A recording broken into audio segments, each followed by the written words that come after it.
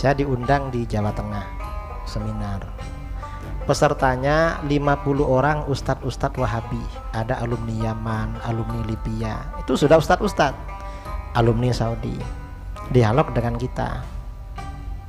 Dan kita terang-terangan. Dan alhamdulillah ya, mereka sudah berubah, sudah ziarah kubur, sudah senang kumpul-kumpul dengan kita, sudah ikut mazhab Syafi'i, sudah tidak anti tasawuf. Malah bulan Februari, Januari kemarin saya jumpa lagi dengan mereka. Sebagian ketemu saya di Jawa Tengah. Saya tanya gimana pengalaman dulu ketika di Wahabi dengan sekarang. Malu kiai katanya. Saya dulu ketika belajar dia mandi Syekh Mukbil. Kalau hari Jumat sering mengunjungi murid-murid Habib Umar. Karena murid-murid Habib Umar kalau hari Jumat ke kuburan, ke makam para wali. Kami biasanya ngijek sama mereka. Kami bilang pada mereka, ini jauh-jauh dari Indonesia ke sini. Mau apa? Kerjanya cuma ke kuburan.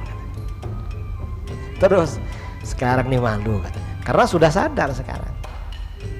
Sudah kembali kepada Ahlus Sunnah wal Jamaah. Ya kita memang perlu. Jadi saudara-saudara yang tinggal di suatu daerah, kalau di daerah itu ada dakwah Wahabi yang sangat masif, ajak rekan-rekan di masjid bikin kajian. Siapa ustadz-ustadz yang dekat dengan daerah, datangkan ke sana untuk menjelaskan kepada masyarakat. Insya Allah kalau dijelaskan, masyarakat akan kokoh, akan bertahan. Kalau dibiarkan bisa terpengaruh. Memang dakwah Wahabi sekarang ini ada peralihan. Kalau dulu mereka buka kajian di masjid-masjid, sekarang karena kajian di masjid-masjid sering disaingi dan banyak didatangi oleh anak-anak kita, ustadz-ustadznya itu dijatuhkan waktu kajian, waktu diskusi begini. Mereka banyak mundur dari kajian di masjid-masjid, kecuali di masjid mereka. Akhirnya apa? Mereka bikin lembaga-lembaga, pondok atau sekolah, orang-orang disekolahkan di situ dan gratis. Itu memang. Nah ini yang perlu kita atasi juga. Dan ini bahaya, harus kita jelaskan kepada masyarakat. Kalau punya anak, jangan dimasukkan ke lembaga Wahabi. Mengapa? Kalau anak masuk ke lembaga Wahabi, pasti menjadi anak durhaka orang tua. Mengapa? Ini kejadian di mana-mana. Kemarin saya di Palu, di Poso ya, sama 7 una-una. Mereka cerita, betul Kiai, ini anak tetangga saya sekolah SD masuk ke Wahabi, dapat 6 bulan, bilang sama bapaknya, ayah ini sesat. Kenapa? Karena ikut tahlilan. Dan habis itu bilang lagi, ayah ini sesat. Mengapa? Ikut maulid. Jadi SD kelas 1 sudah berani menyesatkan ayahnya. Kira-kira anak model begini, anak berbakti apa durhaka? Durhaka sama orang tua. Nanti kalau mati durhaka lagi. Nggak boleh baca talqin, nggak boleh ada tahlil. Dilarang semua. Orang tuanya dibiarkan, tidak didoakan, dan tidak diziarahi kuburannya. Jadi anak durhaka. Sampaikan pada masyarakat. Masyarakat nggak tahu memang. Dan kalau di daerah-daerah itu memang pengetahuan minim, kita upayakan ada kajian. Banyak ustadz-ustadz kita ya, ada Habib Ghais, itu kan bisa didatangkan ke situ. Atau ustadz-ustadz yang lain untuk menjelaskan, biar gak terpengaruh. Ya memang ada anak-anak muda, tapi yang kembali ke Ahlus Sunnah juga ada. Malah ustadz-ustadznya yang kembali juga ramai sekarang ini, setelah mereka sadar itu. Ini pertanyaan yang pertama. Yang kedua, kemudian pertanyaan yang pertama, ada ustadz-ustadz Wahabi katanya S2 di Madinah, S2 di sana, lalu bilang definisi tasawuf itu baru berkembang pada abad kedua Hijriah. Semua definisi keilmuan itu tahun abad kedua semua, bukan cuma tasawuf. Karena sebelum itu yang ramai itu pengamalan, orang alim-alim, nggak perlu definisi. Baru abad kedua ada definisi ilmu hadis, definisi ilmu fikih, kemudian definisi ilmu tasawuf. Memang abad itu perkembangannya definisi. Kok yang dipersoalkan definisinya? Apa kita ini misalnya yang dinamakan Idrus Ramli adalah gini, orangnya begini, definisinya tahun sekian. Apa sebelum ada definisi kita gak ada? Kan ada kan. Kok membantah pakai definisi? Itu anak kecil namanya.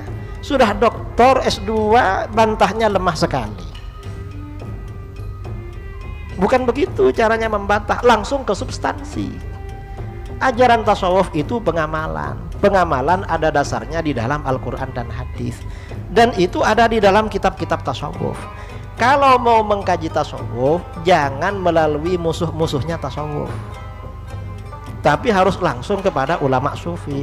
Tanyakan mereka apa dasarnya. Ya kalau melalui musuhnya gak ada yang benar di dunia ini. Kemarin tuh siapa pendeta itu yang sudah ditangkap? Belum ditangkap.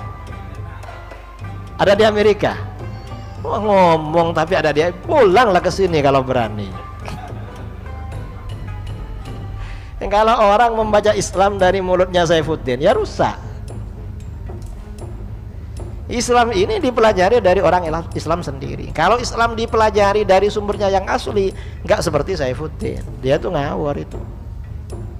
Katanya Islam ini sumber terorisme. Nggak betul. Islam ini sumber rahmatan lil alamin. Islam ini sumber kasih sayang, saudara. Mengapa sumber kasih sayang? Ketika umat Islam berkuasa, minoritas non-muslim itu aman dan damai. Tapi ketika non-muslim berkuasa, gimana minoritas muslim? Habis dibantai. Ini gara-gara sekarang yang berkuasa Amerika. Akhirnya apa? Irak dibantai. Alasannya apa? Punya senjata pemusnah massal. Afghanistan dibantai. Alasannya apa? Teroris. Peristiwa WTC katanya. Ternyata gak ada buktinya. Mereka sendiri yang ngebom. Kita yang dibilang teroris. Syria dibantai. Yang bantai siapa? Rusia sama Amerika.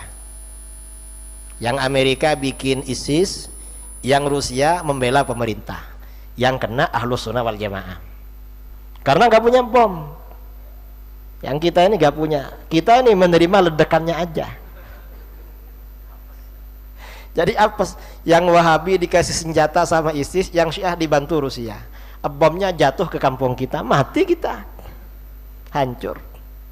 Lalu dibilang Islam tuh teroris dari mana? Gak masuk akal itu. Rasulullah SAW selama hidup perangnya berapa kali? Setelah didata, Rasulullah itu perang berkali-kali. Korban yang terbunuh baik dari pihak muslim maupun non-muslim itu didata oleh seorang ulama. Sejak Rasulullah berperang sampai wafat, korbannya itu hanya 1025 orang. Jadi peperangan yang paling minim korban, perangnya Rasulullah cuma 1025 orang. Coba bandingkan dengan perang dunia pertama dan dunia kedua, berapa puluh juta umat manusia yang mati. Puluhan juta, saudara. Lalu dibilang Islam sumber teroris. Lalu perangnya Amerika ke Afghanistan dan Irak, berapa itu yang mati itu? Nah, sekarang ini sama-sama kafir perang. Siapa? Rusia sama Ukraina. Kita memihak yang mana? Ya, kita memihak umat mudah-mudahan umat Islam selamat semua. Untuk Ukraina dan Rusia, mudah-mudahan senjata masing-masing sama-sama ampuh menghancurkan musuhnya, biar sama-sama hancur. Yang Islam muki-muki selamat, itu aja. Kita agak bela itu. Wong apa Ukraina itu dulu yang ikut tentaranya Amerika menyerang Irak, dan 3 perdana menteri Israel itu dari Ukraina, dan bangunan-bangunan Yahudi di Israel banyak dananya dari Ukraina. Yang Rusia ini membantai umat Islam banyak sekali. Karenanya Rusia jadi negara besar, itu asalnya negara-negara Kesultanan Turki, cuma dicaplok sedikit demi sedikit sama Rusia. Jadi mereka banyak membantai umat Islam. Ya mudah-mudahan ya lemah juga, hancur juga itu. Biar sama-sama lemah, karena orang kafir dan Amerika dan NATO sekarang ketakutan sama Rusia. Nanti kalau bomnya saling mengarah pada mereka ada apa-apa. Mudah-mudahan umat Islam selamat. Itu aja lah. Kita ini kan bukan asyghilil zalimin bizzalimin. Sibukkan orang zalim dengan sesama orang zalim. Kita ganti ahlikil zalimin bizzalimin. Binasakan orang zalim, perang sesama zalimnya. Dan wa akhrijil muslimin, keluarkan orang Islam min bainihim salimin, dari mereka dalam keadaan selamat. Itu aja. Jadi kalau itu yang apa namanya, yang Wahabi yang sudah S2, ya dia S2-nya Wahabi. Ya gitu memang cara memandang. Yang dibicarakan definisi. Kalau definisi ya memang maut akhir semua, bukan jemaah tasawuf.